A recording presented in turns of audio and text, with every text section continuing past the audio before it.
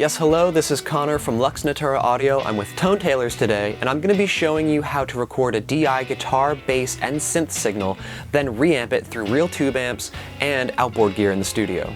The HX Stomp has been around since 2018, but I think it's still the best multi-effects amp modeling interface on the market.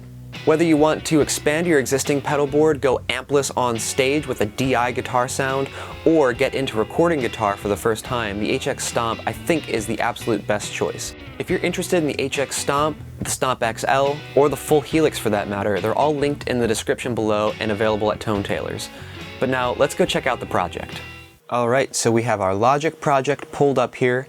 You can see we have some DI guitars, a left guitar, a right guitar, a bass DI, and a synth DI as well. Over here is our HX Stomp all wired up and ready to go. The guitar's inputs are just running in the mono input on the left channel, so that is what all of these DI guitars were recorded through. You can see I have this left guitar DI set to inputs 5 and 6 because inputs 5 and 6, according to the manual, are the dry inputs with no processing through the Stomp directly over USB. So that means anything that you have running in these blocks is not going to be processed in inputs 5 and 6. However, they will be processed if you make another input for 1 and 2. That is the default for the inputs of the processed signal from the HX Stomp. But for this demonstration, all we want is the DI dry signals coming in so that we can reamp them later with real amps. So I'm going to play through what we have.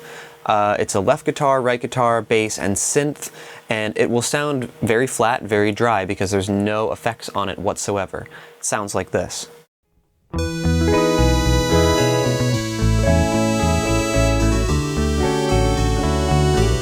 Solo one of these guitars.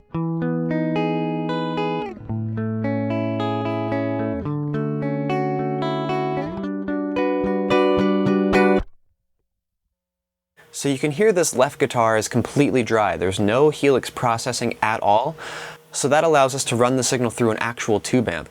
Today we're going to be using the Milkman V-Amp rack unit version, as well as this old Carvin MX822 mixer for some analog spring reverb. And then I'm also running an IR block of a Neo Creamback 112 with an SM57 within Helix native itself, just so we have some cab processing on the way back in. Before we go plugging anything in here, it's extremely important to note that you cannot plug the powered output of your amp into your HX Stomp. This is going to cause damage to your Stomp and your amp. The only way that you can achieve this signal flow is if your amp has a direct out or even a headphone output. That's what you're going to connect to the return in on your HX Stomp. Another method would be to run a microphone into the return input on your HX Stomp. However, you're going to need to transform the mic level signal to a line or an instrument level signal. There are cheap adapters you can get that transform these things. Specifically, you can look at the ones that Hosa makes, and we carry those here at Tailors as well. But again, you cannot plug your amp head or combo powered out into the HX Stomp. It will damage your Stomp and your amplifier.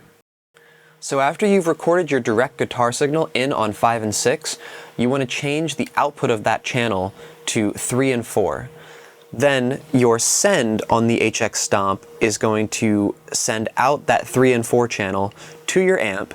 Your amp then receives the signal, as well as any other outboard gear that you have running in the chain, and then runs back in on this return channel. This return channel is going to be return 5 and 6. If you're just using the left mono channel, you can really just run it in on 5. But I'm going to run it back in on 5 and 6 anyway, just because I want to maintain a stereo recording path. So again, that's recording in on your dry channel on 5 and 6. After you have it recorded, sending it out outputs 3 and 4, which is the send on the HX Stomp. You then take this send to your amp. Your amp is then returned on the return signal path on a new track, which is input 5 and 6, and then will ultimately run out to your stereo bus for the main 2-bus mix. So what you want to do is, after you have that routing all set up, arm your new reamping channel, and if you're in Logic, make sure your low latency mode is turned on just for the best results. But now what we'll do is we'll record in on this channel, and we'll hear the amp sound as well as any other outboard gear processing that we have running. And I'm going to solo the left guitar so we can just focus on that for now. And it sounds like this. So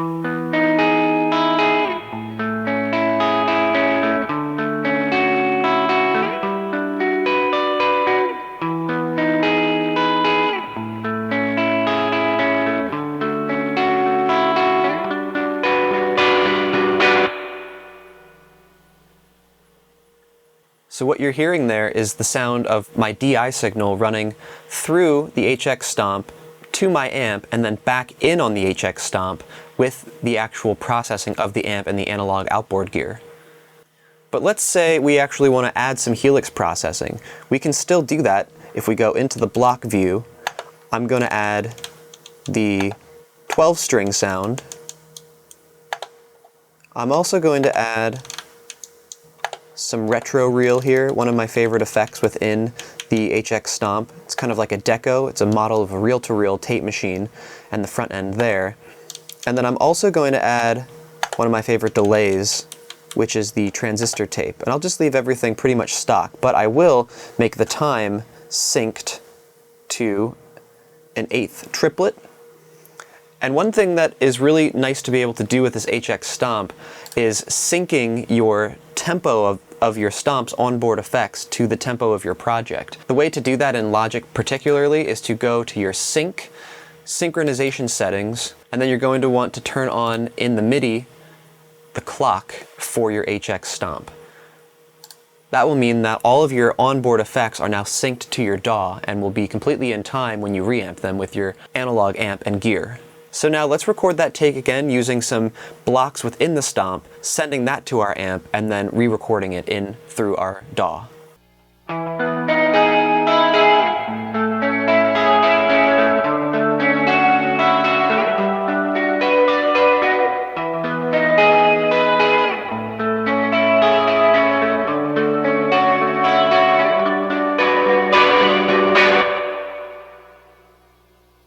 So what's really cool about that is that you can have this dry track and then make these effects decisions later down the line.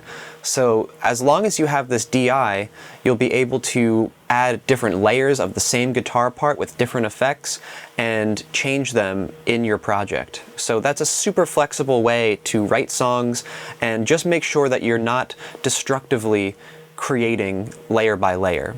Sometimes you do want to do that, but the HX Stomp makes it really easy to change things down the line and save your performances very nicely. So now I'm going to repeat the process with the right guitar here. Let's take our dry signal and we're going to disarm our left guitar track so we don't record over it. We're going to route our dry signal out our send 3 and 4, take our reamp signal and arm that. So now let's just for clarity's sake mute the other track and solo our dry and our reamp signal. And now for this one, I think I'm going to add a little bit of phaser after the 12-string and after the retro reel. So let's go and find something there. One of my favorites in the HX Stomp is the Pebble phaser, which is like a small stone from EHX. And I'm going to pull that rate down a little bit just so it's nice and slow. And let's just go with that, leaving everything else the same.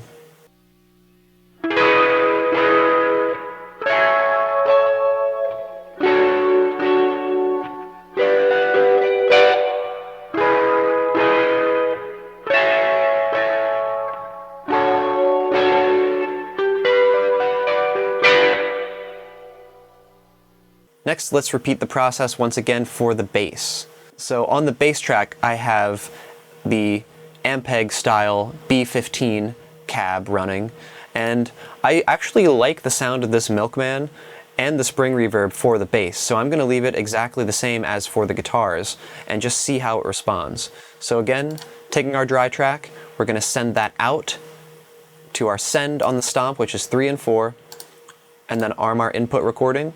And I'm going to mute these other tracks. And for this, I don't need as many crazy effects for the bass, so I'm going to go here and just clear all blocks. It's going to ask me if I want to, and I'll say yes. So this is now the bass running through here to the Milkman amp, to the Carvin, and then back again with a speaker modeled output.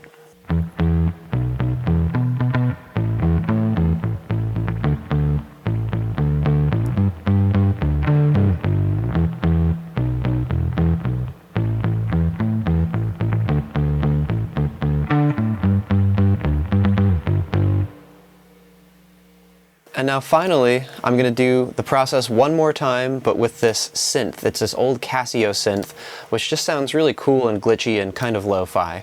So again, the same process. We're going to take that, run it out 3 and 4, and then back in on this channel. And for this one, I do want to add some effects back in. I think I want kind of like a pitch vibrato sort of thing. So I'm going to go down here and I'm going to find the bubble vibrato. And let's sync that speed to dotted eighth notes. And then also, I think I want to add a little bit of shimmer reverb just for some extra high end and interest. Now, let's take our synth and reamp that, and that'll be our final layer.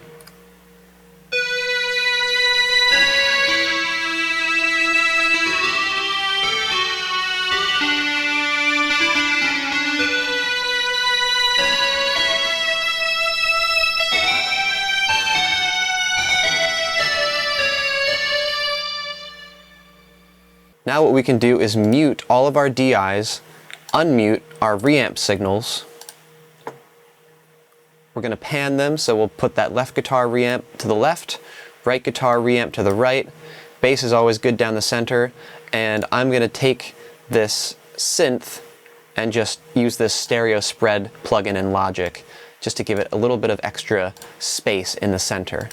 We'll turn low latency mode off now because we're ready to hear our full mix, unmute our drums, and this is what we've got.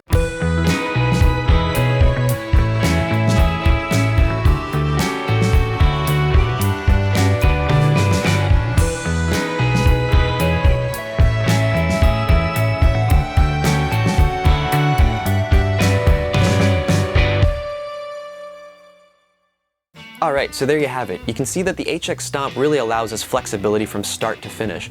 We can get the perfect takes with our DI signals, run them through tube amps in the studio as well as other studio outboard gear, and keep that flexibility non-destructive throughout the entire recording process. So if you're interested in getting into the HX Stomp or any of the products from the Helix family, they're all linked in the description below, available at tonetailors.com. Thanks for watching, like this video, subscribe to the channel, and we'll see you next time.